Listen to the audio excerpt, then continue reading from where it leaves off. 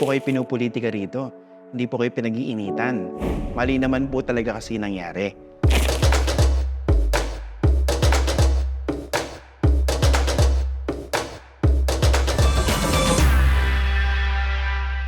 Kumusta po?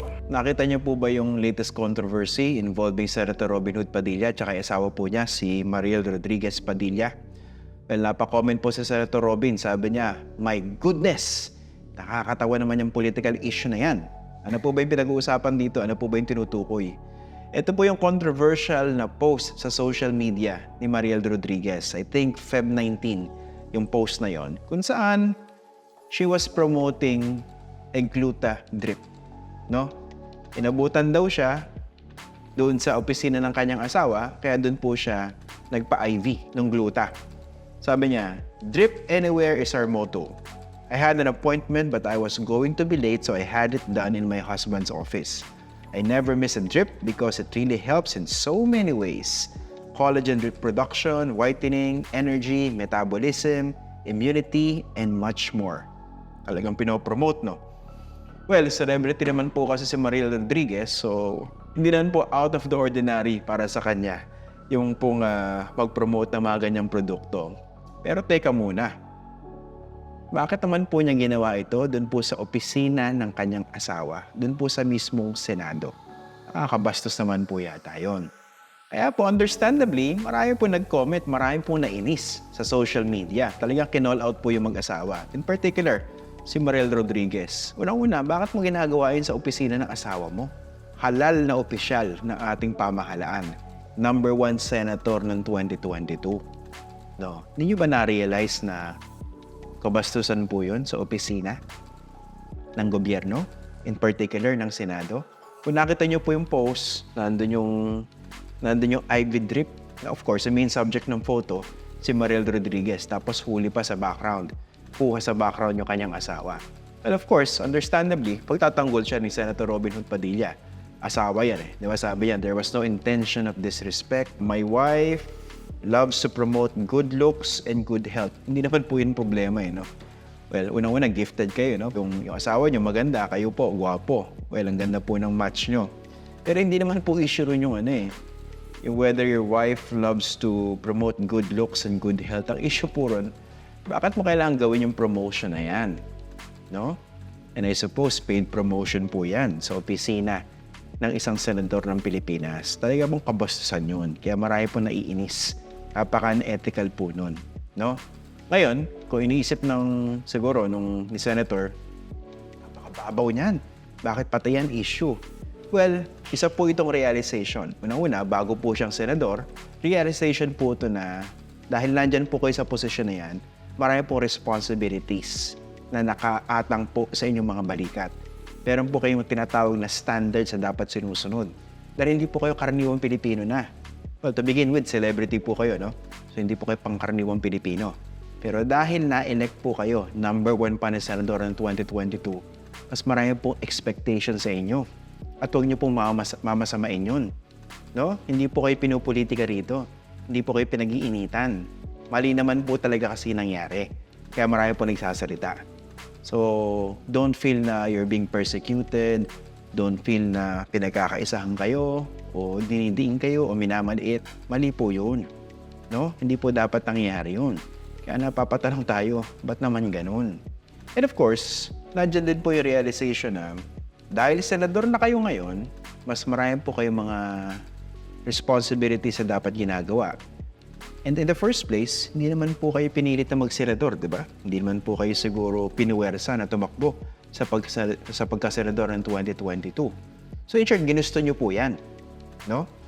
Ginusto rin po yan ang asawa nyo. Base naman po sa kanya mga social media posts, mukhang nag-enjoy siya sa pagiging asawa ng isang senador. Pero sana mas ma-realize nila na merong limits po yan. No? Hindi niya na po pwedeng gawin yung mga ginagawa niya dati bilang public figure na celebrity. Ngayon po, public figures pa rin po kayo. Pero kayo po, in particular, senador ng bansa, halal na opisyal ng Pilipinas. So, meron po kayong mga responsibilities. Ginusto niyo po kasi yan eh. Siguro, kung hindi po kayo senador ngayon, and ginawa po yan ng inyong asawa somewhere else, hindi po sa opisina ng Senado, okay lang po yan. No? Kasi pag inisip nyo mabuti, yung mga ganyang pagkakataon, yung mga ganyang instances, nakakabastos puro sa institusyon ng Senado. Di ba dati nga nahuli kayo, kita-kita kayo sa camera, nagsusuklay ng bigote. Di ba, minasamaan nyo po yata yun, no? Hindi po naging maganda yung tugon nyo doon sa mga critics po nung imahe na yun. Kasi unang-una, saan ba naman kayo nakakita ng isang senador na nagsusuklay ng bigote sa gitna ng isang committee hearing? Di ba? Hindi pa nga po natin pinag-uusapan dito yung paraan ng pagkoconduct ng committee hearings ng ilang mga senador. Di po talagang binabastos yung mga resource persons, may mga nagmumura pa nga, di ba? Nabababoy naman po yata ang institusyon ng Senado noon. Kasi hindi naman po porky kasi halal kayo ng tao at milyong-milyon po yung mga botong nakuha nyo, hindi po yan blank check na lahat pwede nyo nang gawin. Dahil halal kayo ng tao as long as they agree. Remember, in a democracy, the majority is not always right. Okay? Yung plurality na yun of the votes were enough for you to get elected in certain positions. But that plurality didn't mean that you are free to do anything you want.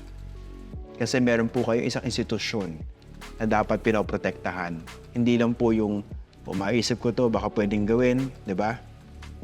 Tsaka nung tinitingnan ko po yung post ni Mariel Rodriguez, mukhang feeling niya kasi cool yung ginawa niya no? Inabutan siya rin sa opisina ng asawa niya, so doon na siya nagpa-IV drip. Akala niya cool yun. Akala niya papatok sa mga tao. Well, siguro doon po sa mga fans nila, sa mga supporters nila, talagang pumatok po yun. Pero it doesn't mean na tama po yung ginawa niya. Kaya mabuti nga po na nag-apologize na siya dito sa nangyari. Pati po sa institusyon ng Senado, nag-apologize po siya. I just really hope that she meant the apology. Pati po yung asawa niya, si Senator Robin, sana po he really meant the apology. At sana po pareho silang may realization na mali po yung nangyari. And they would be more careful in the future. Kasi hindi naman po pwedeng yan parang pinapalampas na lang. Mababaw ko sa mababaw, kasi talaga namang mababaw, di ba? Mababaw in the sense na hindi po dapat nangyayari yan. Hindi siya mababaw na hindi na dapat kino-call out. Mababaw siya kasi hindi po siya dapat nangyayari dito po sa Senado. Okay? Tapos puntahan natin yung isa. Di ba napaka-reckless din po ng promotion na ginagawa doon sa gluta, drip. Kaya siya pampaputi, meron siya mga health benefits, mismo DOH na po nagsalita Mismong si Health Secretary Ted Herbosa na po yung nagsabi. Kino-quote po yung Food and Drug Administration na wala po siyang hindi po siya approved ng FDA for skin whitening. Yung gluta IV drip, hindi po siya approved for skin whitening. So, napaka-irresponsible po ng mga ganyang promotions. Kung yung mismong gobyerno po nagsasabi, wala po talagang ebidensya na nagwo-work po yan. So, meron po siyang specific use and very limited. But definitely, so far, hindi po for skin whitening. Ayan ang tanong, bakit nakakaresort itong mga celebrities na ito? Itong mga nag-i-endorse na ito. Ito nga po isa sa mga issues na dapat tinututukan natin Kasi hindi porke ni-endorse ng mga celebrities tama na. Dapat mas maging mahigpit ang regulation ng ating gobyerno. Di ba? Kasi health po ng tao ang pinag-uusapan dyan. Pag meron kayo nakitang pinopromote na alam nyo, pwede makasama sa mga tao, hindi naman po yung celebrity masisisa dyan in the future Hindi naman sila masasaktan Diba? Hindi naman sila mapipinsala. Mapipinsala yung mga taong mauuto at paniniwala na okay pala yung mga ini-endorso nila. So ito pong episode na ito, challenge po to sa ating mga regulators, sa ating gobyerno. Sana po mas paghigpitan nyo. Sana meron pong paraan para mas matutukan yung itong mga ganitong mga endorsements. Hindi pwedeng basta-basta lang na i-endorse yung mga produkto na hindi naman pala approved ng FDA for that specific purpose. So dapat po mas maghigpit. Okay? Now, on the part of the celebrities, huwag naman sanang lang porque lalapitan kayo ng isang endorsement opportunity, alam po natin may kita yung ganyan, igagawin niya na. Of course, kahit papaano, sana ma-realize nyo, you have a responsibility to your supporters, to the public, no? Hindi naman po nakasulat dyan, pero sana magkaroon lang ng ganong realization. Kasi alam nyo po, sabi nga nung tito ni Spider-Man, di ba? With great power comes great responsibilities, di ba? So, pag influencer ka, a term na I really hate personally, influencer. So, you are in a position to influence a lot of people. Sana po nandun naman yung good sense, nandun po yung ethical consideration of a lot of things. And then of course, nandun sana yung sense of responsibility and accountability. Okay? So marami po tayong mga leksyon na pwede mapulot dito sa nangyaring controversy nito. And I really hope na-realize po na mag-asawang Robin at Mariel Padilla yung mga importanteng leksyon po dito sa latest controversy na ito. Sana po they really meant what they said. Doon po sa kanilang mga apology. And sana po nagkaroon po talaga ng tamang realization na mali po yung nangyari at mas pagbubutihin po nila sa susunod, no? Para hindi na po maulit ito.